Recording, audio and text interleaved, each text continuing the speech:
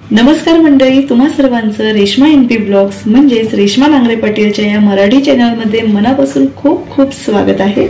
आजच्या व्हिडिओमध्ये आपण व्हेज बिर्याणी बनवणार आहोत। कमीत कमी साहित्य आणि कमी मसाले वापरून ही बिर्याणी बनवली आहे। तुम्ही जर बॅचलर मध्ये राहत असाल आणि संडेला काहीतरी बनवायचा प्लॅन करत असाल तर ही बिर्याणी एकदा नक्की ट्राय करा। रेसिपी आवडली तर लाईक करा, शेअर करा आणि पुढच्या व्हिडिओसाठी सबस्क्राइब सुद्धा नक्की करा। चला तर मग मंडळी रेसिपीला पटकन सुरुवात करूयात। सगळ्यात आधी मी इथे बिर्याणीचा तांदूळ घेत आहे। तांदूळ आपल्याला भिजत घालायचे। 2 ते 3 जणांसाठी मला ही बिर्याणी बनवायची आहे। त्यासाठी मी पाणी पिण्याच्या ग्लासने बरोबर 1 ग्लास तांदूळ इथे घेत आहे।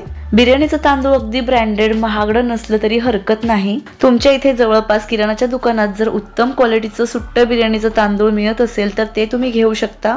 तांदूळ घेताना पांढरं शुभ्र दिसणारं तांदूळ घ्यायचं नाही। तुम्ही इथे बघू शकता हे असं जुनं दिसलं पाहिजे। आणि जरी तांदूळ घेताना तुम्ही कन्फ्यूज होत असाल तर दुकानदाराला तुम्ही तांदूळ घेताना विचारून घ्या। त्यांना शक्यतो माहित असतं सुट्ट तांदूळ सगळ्यात चांगला कोणता आहे ते तुमची नक्कीच मदत करतील। चला आता तांदूळ आधी आपल्याला स्वच्छ 3 ते 4 वेळा धुवून घ्यायचे। तांदूळ धुतल्यानंतर अर्धा तास पाण्यात भिजत ठेवायचे, म्हणजे तांदूळ बिर्याणीमध्ये छान फुलतो आणि व्यवस्थित मऊ शिजतो। तांदूळ भिजायला घातले तोपर्यंत बिर्याणीसाठी लागणाऱ्या भाज्या चिरून घेतल्यात। आता उशीर न करता आपण पटकन फोडणीची तयारी सुद्धा करून घेऊ। बिर्याणी मी कढईमध्ये करणार आहे, तुम्ही कुकर मध्ये सुद्धा करू शकता। 2 चमचे तेल मी कढईत गरम करून घेतले। तेल हलकसं गरम झालं की यामध्ये 2 मीडियम आकाराचे 1 इंचामध्ये कट केलेले बटाटे घालायचे। बटाटे आपल्याला मध्यम आचेवरती खरपूस रंगावर छान परतून घ्यायचे।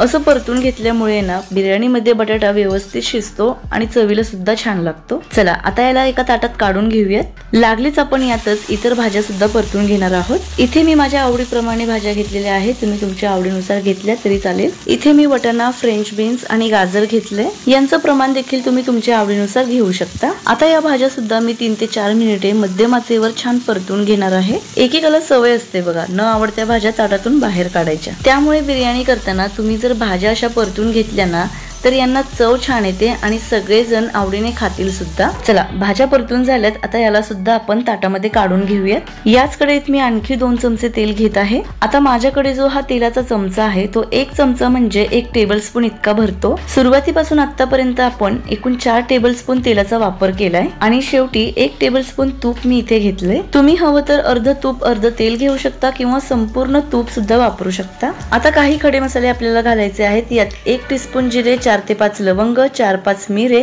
3 हिरवी वेलची, 1 मोठी वेलची, 1.5 ते 2 इंचाचं दालचिनी, 2 तमालपत्र घेतले आहेत। खडे मसाले छान फुलेपर्यंत व्यवस्थित परतून घ्यायचे आहेत। त्यानंतर 4 मीडियम आकाराचे उभे कट केलेले कांदे यात घालायचे। कांदे छान परतत आले की यामध्ये 1 ते 1.5 टेबलस्पून आले लसणाची पेस्ट घालायची, 2 कमी तिखट असलेली हिरवी मिरची आणि 1 बारीक चिरलेला टोमॅटो घालून याला तेल सुटेपर्यंत छान परतून घ्यायचं। तर तुम्ही इथे बघू शकता छान तेल सुटलेलं आहे याला। आता यात 2 टीस्पून धने पावडर, 2 टीस्पून बिर्याणी मसाला, थोडीशी हळद घालायची आणि परतून घेतलेल्या भाज्या घालून यात छान मिक्स करून घ्यायच्या। आता इथे पहा मी तुम्हाला मसाले घेण्यासाठी टीस्पूनचं प्रमाण सांगितलंय। आपला रेग्युलर पोहे खाण्याचा चमचा त्याने 2-2 चमचे मसाले इथे वापरायचे आहेत। चला आता यात बिर्याणी मसाला मी कोणता वापरलाय ते दाखवते। हा लकीचा बिर्याणी मसाला आहे। या मसाल्याची चव अतिशय छान आहे आणि हा मसाला तिखट सुद्धा आहे, त्यामुळे तुम्हाला तिखटाचे इतर कोणते मसाले वापरावे लागत नाहीत। हा बिर्याणी मसाला कोणत्याही किराणाच्या दुकानात इझिली मिळतो,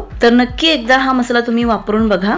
चला भाज्या इथे मसाल्यांमध्ये व्यवस्थित मिक्स करून झाल्या आहेत। आता यामध्ये भिजवलेला तांदूळ घालायचा आणि तांदूळ सुद्धा आपल्याला यात छान मिसळून घ्यायचा आहे। तांदूळ यात एकत्र करत असताना कढईच्या कडेपासून आपल्याला चमच्याने व्यवस्थित मिक्स करून घ्यायचा आहे, म्हणजे तांदूळ न तुटता यामध्ये व्यवस्थित मिक्स होऊन जाईल।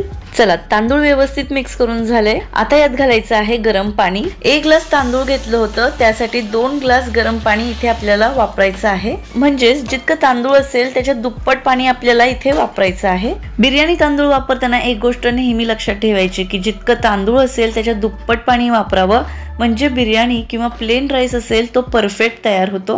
गरम पाणी घातलं की यामध्ये लगेचच चवीनुसार मीठ घालायचं आणि अर्ध्या लिंबाचा रस घालायचा, म्हणजे बिर्याणी मोकळी सुटसुटीत होते आणि त्याचबरोबर चवीला सुद्धा छान लागते। चला आता याला पुन्हा एकदा छानपैकी मिक्स करून घेऊयात आणि यावर झाकण ठेवण्याआधी यामध्ये मीठ वगैरे व्यवस्थित पडले का ते एकदा चेक करायचं. मीठ कमी असेल तर यामध्ये मीठ ऍडजस्ट करायचं. आणि आता सगळ्यात शेवटी 1 चमचा साजूक तूप यामध्ये मी घालत आहे. तूप नसेल तर चमचाभर तेलाचा वापर करा, याने बिर्याणीला टेक्स्चर खूप छान येतं. चला आता मोठ्या आचेवर याला एक छान उकळी काढायची. उकळी आल्यानंतर गॅसची आच पूर्णपणे मंद करायची. यावर झाकण ठेवायचं. यातली वाफ बाहेर जाऊ नये यासाठी एखादी जड वस्तू यावर ठेवायची आणि आता बरोबर 15 ते 20 मिनिटे मंद आचेवर बिर्याणी आपल्याला होऊ द्यायची आहे. तर बरोबर 20 मिनिटांनी गॅस मी बंद केला.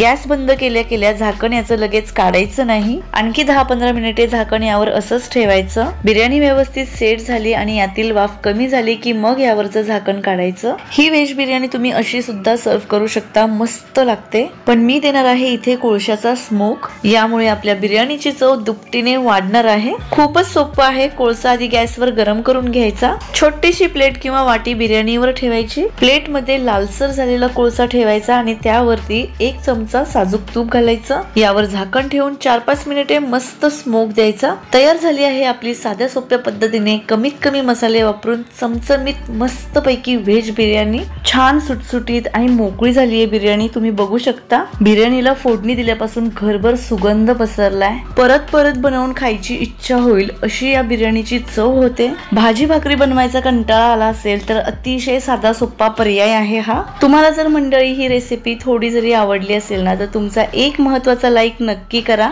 अशाच छान छान चमचमीत रेसिपीसाठी चॅनलला सबस्क्राईब करा. त्याचबरोबर व्हिडिओ शेअर करा आणि रेसिपी कशी वाटली ते एक छोटंसं कमेंट करून कळवा.